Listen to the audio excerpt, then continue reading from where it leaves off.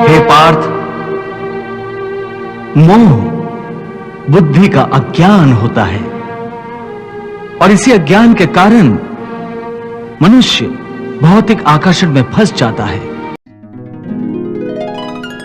हे पार्थ, जो कर्मयोगी होते हैं वो आसक्ति छोड़कर कर्म की सफलता और विफलता में समबुद्धि से काम लेकर योग द्वारा परमात्मा पर आस्था रखकर कर्म करते हैं। इसे ही समत्व योगा कहते हैं। हे पार्थ, ईश्वर को समर्पण करने की भावना से किया हुआ कर्म फल प्राप्ति की कामना से किए हुए कर्म से कई गुना अधिक श्रेष्ठ है। ज्ञानी पुरुष कर्म फल की आशा किए बिना समबुद्धि योग द्वारा कर्म करते हैं और पाप पुण्य आदि भावनाओं से मुक्ति पाते हैं। पार्थ, तुम भी ऐसी भावनाओं से मुक्त हो जाओगे जब तुम समबुद्धि कर्म का आचरण करोगे। पार्थ, एक बात ध्यान में रखो, फल की वासना से फल पर ही दृष्टि रखकर कर्म करने वाला सकाम मनुष्य उत्तम कर्म करने पर भी कर्मयोगी नहीं हो सकता।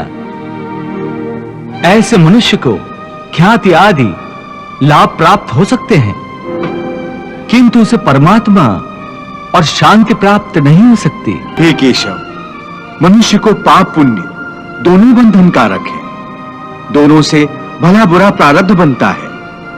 प्रायश्चित द्वारा पाप से मनुष्य मुक्त हो सकता है, परंतु पुण्य से वो मुक्त कैसे होगा?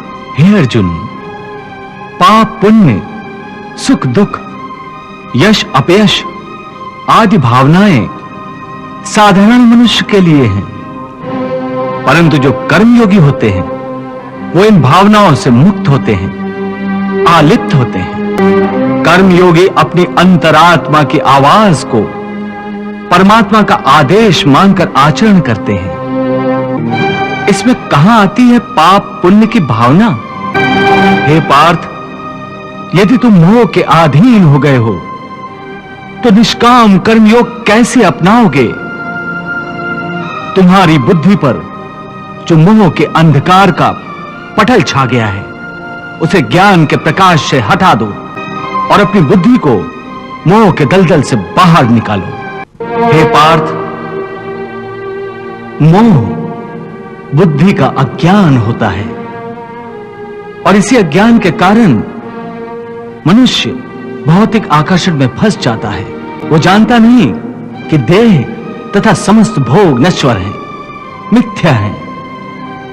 जब मनुष्य सत और असत अथवा नित्य और अनित्य का भेद जान जाता है तब वो निरासक्त हो जाता है।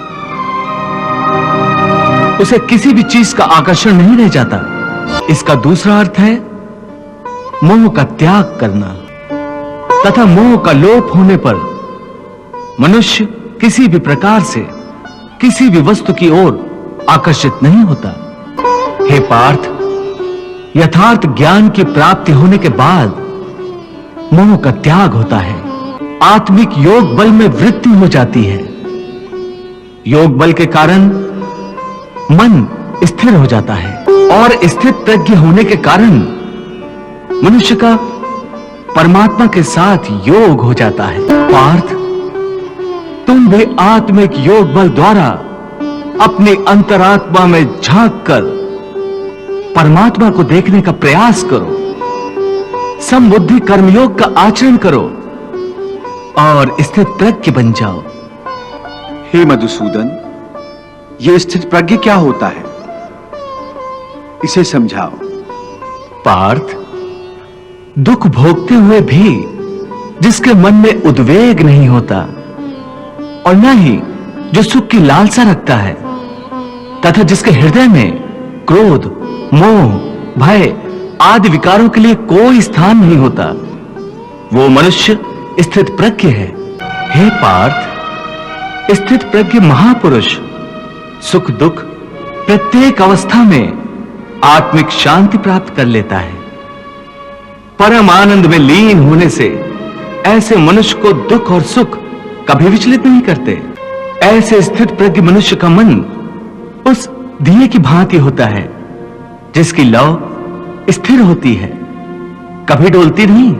हे कृष्ण, तुम कहते हो कि स्थिर प्रज्ञ बनने के लिए मन के दिए की ज्योत को स्थिर रखो, अर्थात मन को इधर उधर डोलने ना दो। इसका अर्थ यह हुआ कि कर्म करते समय मन की जगह बुद्धि की बात मानो, मन को बुद्धि के अधीन रखो, यही ना? नहीं अर्जुन, केवल बुद्धि पर भरोसा करने में भी खतरा है, इसलिए कि विनाश काल आने पर तो मनुष्य की बुद्धि भी भ्रष्ट हो जाती है। अर्थात जब विपरीत समय आता है तो मनुष्य की अपनी बुद्धि ही उसे गलत रास्ते पर ले जाती है।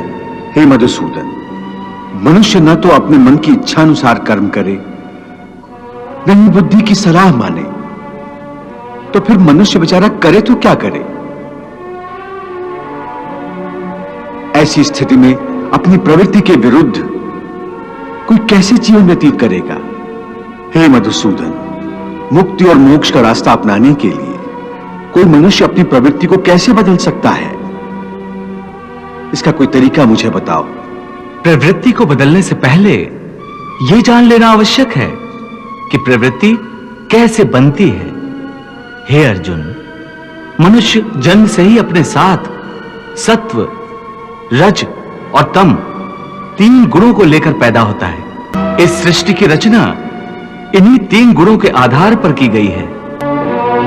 इस त्रिगुणात्मक सृष्टि में रहने वाले समस्त प्राणियों में तीनों गुण विद्यमान होते हैं, परंतु हर प्राणी के अंदर इन तीनों में से कोई ना कोई एक गुण अधिक प्रधान होता है, और जिस गुण की प्रधानता अधिक होती है उस प्राणी का चरित्र वैसा ही बन जाता है।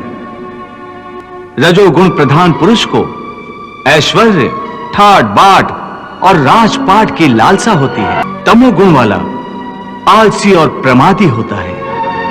द्वेष, क्रोध जैसी नकारात्मक भावनाएं उसमें कूट कूट कर भरी हुई होती हैं। और सत्व गुण वाला? सत्व गुण ही उत्तम गुण है। सात्विक मनुष्य सीधा और सच्चा होता है। वैसे तो हर मनुष्य के स्वभाव में ये तीनों गुण कुछ न कुछ मात्रा में होते हैं, परंतु जिस मनुष्य में जो गुण प्रधान होता है वो वैसा ही हो जाता है। उसकी जैसी प्रवृत्ति होती है वैसी ही रुचि हो जाती है। सो हर मनुष्य अपनी प्रवृत्ति और अपनी रुचि के अनुसार ही काम न करता है।